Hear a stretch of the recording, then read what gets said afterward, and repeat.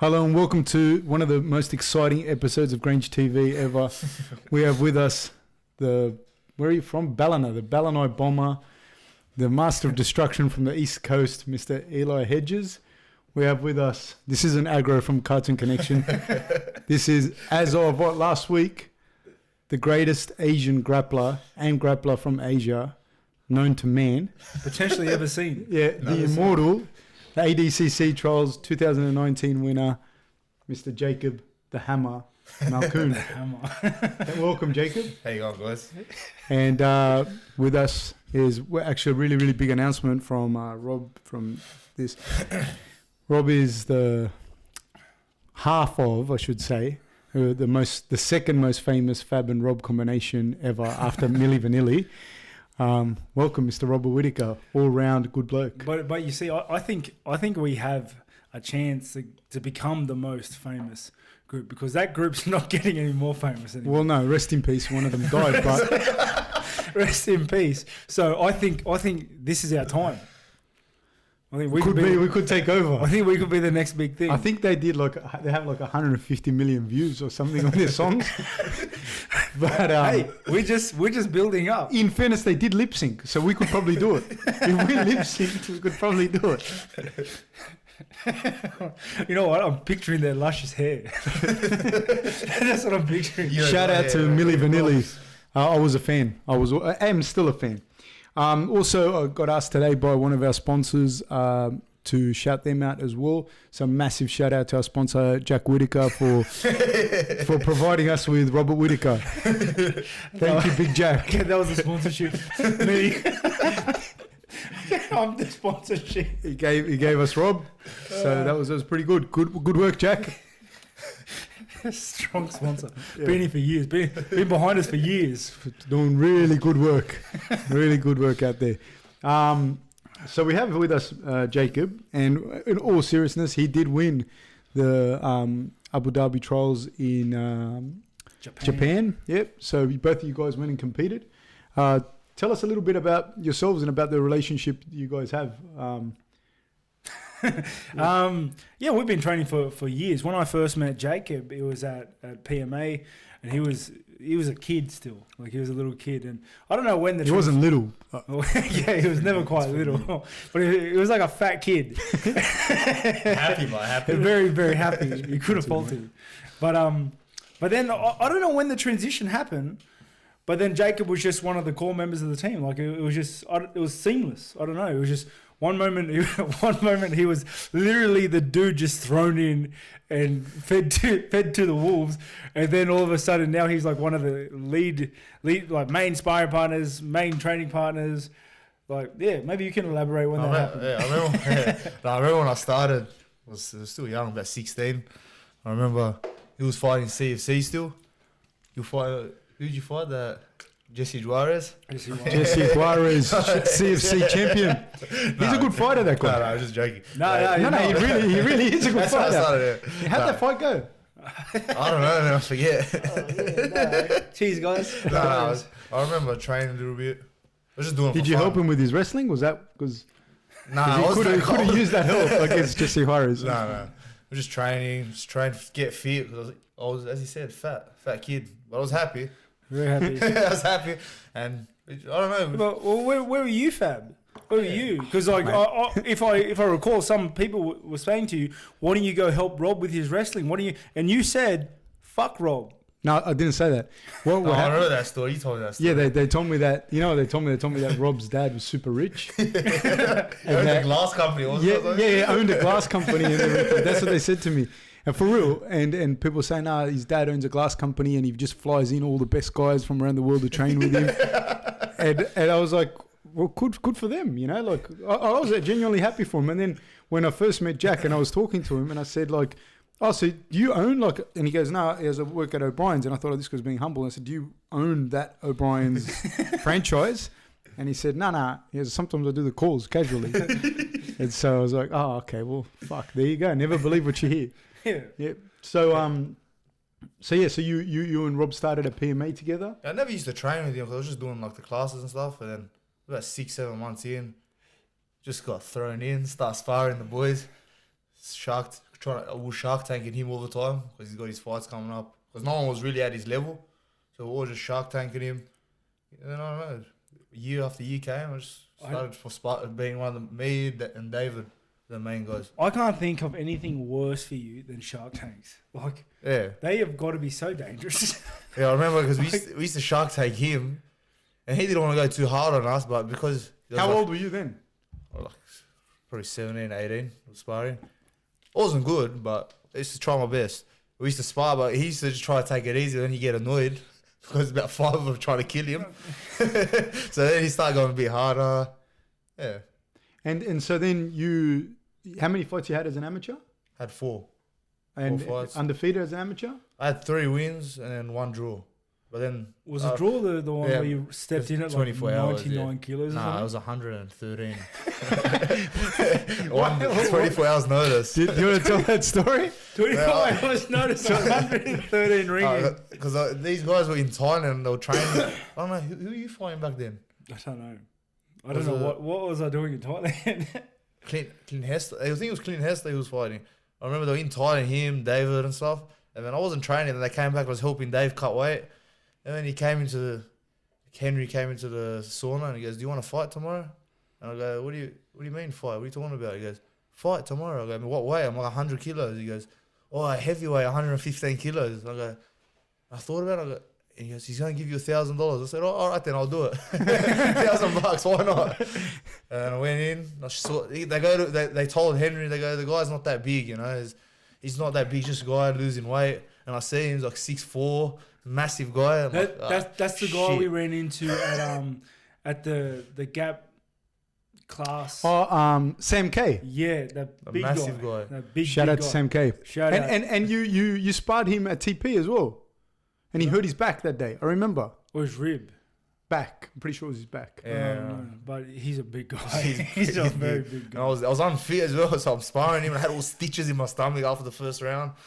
I just jabbed. Because I remember I shot a double leg. It was shit double leg, I'll tell you that much. But I doubled. The guy picked me up and threw me across the cage. Oh, shit, what am I going to do today? Jab and run. That's what I did. But it ended up being a draw. Then I woke up the next day and they changed it on Facebook that he won. So officially, did you lose or withdraw? I don't know still. That day it was a draw, and then the next day they said they changed the decision. So I don't know. Maybe, He's a good guy, that guy. He actually is. He's a good guy. Yeah. Well, And he wasn't then trying to take my head off, but you had 2 fights then as a pro? yeah, I have 2 fights, pro MMA and boxing as well. I've had two pro fights. So you're undefeated? Yeah, undefeated. Yeah, I was only 2, so Yeah, of course. Yeah. Talk to us about the trials. What was that like, that experience? when we were going on the plane, I just kept mucking around. I go, he hooked in the first minute. He hooked first minute. It was You were good. saying to me that the whole trip.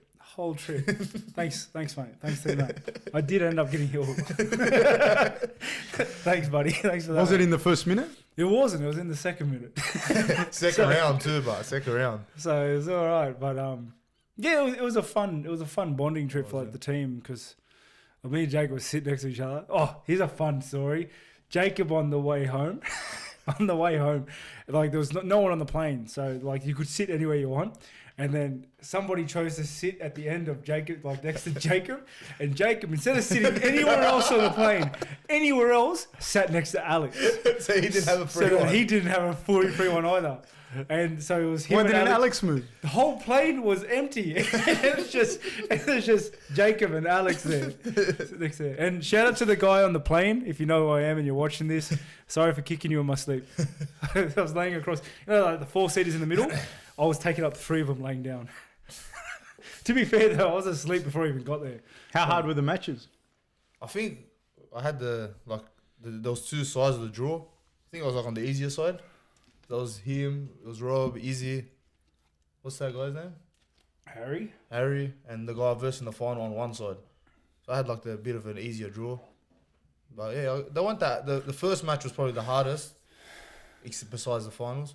I had 2 like not so hard, and then the last one was how it was. Yeah, We'll call that guy Ali, just for Which guy? reference.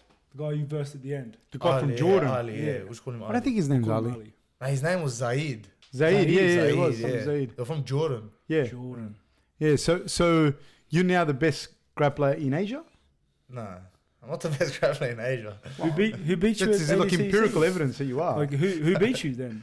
Nah, there's all different weight classes So no one- anyway. so no, no but at your weight, So no one who beat you? If you're not the best. how much better? How much better are you than like say Craig Jones? Because you've trained. Nah, I'm better than Craig Jones. That's someone I'm better than. 100%. Because when I like this is a true story for about Craig Jones and Jacob. Craig Jones came to train with us, and Jacob tapped him. I don't know within a minute, Easy work. and Craig wouldn't come back on the mats, and he was pouting like this, and he wouldn't come back. And we had to be like, Craig, come back, and he wouldn't You're come still back. the best, He's Craig. still the best You're in still Australia. the best, man. And he just wouldn't come back on, And then we had to promise him we wouldn't roll with Jacob no more. And that was the story. Stayed away from. Nah, Yeah. I remember that. And all positions start in 50-50. Yeah. I remember he subbed us that many times, but there was one time I subbed it. We done that Royal Rumble. Oh, yeah. There was like 3 people on his upper body, and I'm on his legs, toe holding him. Told Alex, I That was subbed him, fun. man. That was fun. But just to give an accurate depiction of the level, like someone like Craig Jones at that competition, what would that have been like? Not fair. There's no match. It's not fair for anyone. How good is Craig Jones? Unreal. Because that's one of the people you guys train with, and for your fighting and that. How good is someone like Craig I Jones? feel when he's rolling me, like I don't know, like he's rolling it, like he's helping us. It's like a Rolling like a kid or something. it's like a Formula One race car going up against a Barina. Hey, don't shit on Barinas, mate. Got me through uni, buddy. Hey, I'm the Barina. we had a match and he tapped me in 27 seconds and my old man's watching me and he goes fucking like that. I was like, all right, switch on, Robbie. Tap me in 12 seconds. Yeah, he done the same to me. Remember the same match? I went in and I got a single leg lock. You know what's ridiculous? It's like he's going easy. He's not attacking legs. Nah, he's not. The whole time he's not attacking legs for us. Yeah, that's true. The whole time he was there, like he didn't like just go for the legs much. He was going for the upper body. Yeah, he wasn't killed us attacking on legs this. because it's just not challenging. Does that feel so? Like, I guess what a lot of people are thinking is should people put money on you going into the Abu Dhabi? Yeah, because I think like just mindset, you know, mind above skill, 100%. And aggressiveness. aggressive. The aggression's gonna get him. Aggressive is different. He's scared. Yeah. and the subtle headbutts. Oh, that was a big headbutt. Beautiful with at the end. headbutt. It's Alex's fault. He's beating me up on the side, screaming. So, but in fairness though, the level's still high enough. Like, have you seen Jacob's progression in jiu-jitsu? Oh, it's night and day. He's just getting better. And honestly, he is, you know, to his credit, he is one of the best grapplers in this part of the world. Like he is. And, you know, you try not to look at the draw, but the draw is half the game. You know what I mean? That's half the game. So, no, it's yeah, his growth in grappling and on the other planes, like in mixed martial arts, boxing and stuff, has just been, you know, up, and it's just still going up. And yeah, it's just testament to his hard work and training.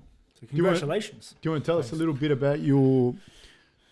So you got Alex Pradas. He's the main jiu-jitsu coach out of that gym. But do you want to talk a little bit about the people that have come through and influenced you jiu-jitsu wise?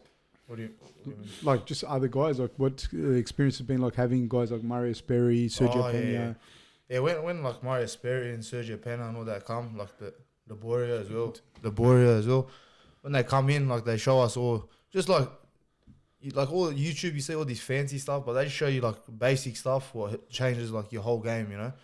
Like he will show you one little detail. Like you can show so much things, and you don't learn anything. But like when they show like little details for like basic stuff, if that makes sense, and you learn that, it changes your whole game. Who in particular? I think when Sergio Penha came that time, showed us a lot of different stuff, like that crucifix position, just little. I lived in that crucifix when we went over to Las Vegas, and I was rolling with Duda with his son. Yeah. And his son's like a little guy. He's all American wrestler and like jiu-jitsu, purple belt, biggest sandbagging job I've ever seen in my life. And he just purple belt. He's like a gun wrestler. Dude, and he's all American, all American purple belt. Yeah, like he put me in a crucifix for 6 weeks. Yeah. It was bad. I'd forget he was on my back and go to the shops. Yeah. Sergio Penha, that 2 weeks he came, made a big difference. So what's your training day? What's your day look like? That's pretty the same as like all the other the same. Well, just program talk us through your day. I do And boxing. because you coach as well, so Yeah. talk us through the whole Yeah, thing. so in the morning, on Monday, Wednesday, Friday, we do boxing. And then in the morning, about 1 o'clock, and then we come in It's the down afternoon, you fucking 1 goof. o'clock in the afternoon, 1 p.m. the dawn. Yeah. 1 a.m. We have basketball practice at 12:30, but We play basketball 12:30 to 1. We box. Then we come to the Grange with Alex and yourself to do the wrestling and our grappling. And I coach, I do the kids wrestling and jiu-jitsu from about 4:30 to 6. We do 2 classes, and then we just coach the jiu-jitsu fundamentals till like 9 o'clock. Jiu-jitsu fundamentals, MMA fundamentals. So your day's pretty much all day on the mats. Pretty much, yeah. I'll try sneak in a role when I'm coaching. Try to so I learn a little bit more. You learn from other people as well. But yeah. How much is that like that immersion type of experience help develop your game by being on the mats all the time as opposed to going in, doing a session, going home? It helps a lot because your brain's always like just on one thing. And when you're coach, even like when you coach like the kids class, you coach them like something about wrestling, and then you think, oh, I should be doing that when I wrestle. You know what I mean? Like inside grip, snapping the head, shooting. And then as well, when you're teaching like classes, you see little details you probably forgot about and you remember. All that little stuff helps. Even when just watching other people roll, you ask them a question, they show you something, and then it helps as well. So yeah, it helps a lot. Do you feel how much you've improved is testament to the fact that you're also teaching? I think so. Like teaching as well makes, like coaching helps me train more as well, if that makes sense. So it's not like it helps me not having to go do labor or laboring or get another job instead, you know. So I'm coaching and then I can focus on training full time. Then I coach and I might sneak in another session, you know. It just helps me get better. I think that's another thing. Like people, always talking to new people that are coming through and everything. They're always like, oh, got to find how am I going to do this around work? And like people forget, like everyone's had to do like shitty jobs and whatnot to and combine it. You want to tell us a little bit about your job before working as a? Yeah, I was at when I finished school, went to uni, and I was working at the markets like 3-4 days a week, Flemington. Wake up like 1-2 a.m. and finish about 10. And I'll try to run over, get some training, but when you do that training, then the next day you wake up and you're done. You can't train properly, you know. Even if you're there, your brain's not there. Yeah, so it doesn't help. And Izzy was doing that too. Izzy was doing the garbage. That was and he'd fall asleep in between sessions, like on the lounge, and then get up and go again. As well, like even probably his brain like is not even there sometimes as well. You know what I mean? You'll be training and half asleep sometimes. Him, but he can still do it. Yeah, he still did it. Sneak in an hour of sleep and then go back on the mats. You can't do it for long, but no, you can't do it for long.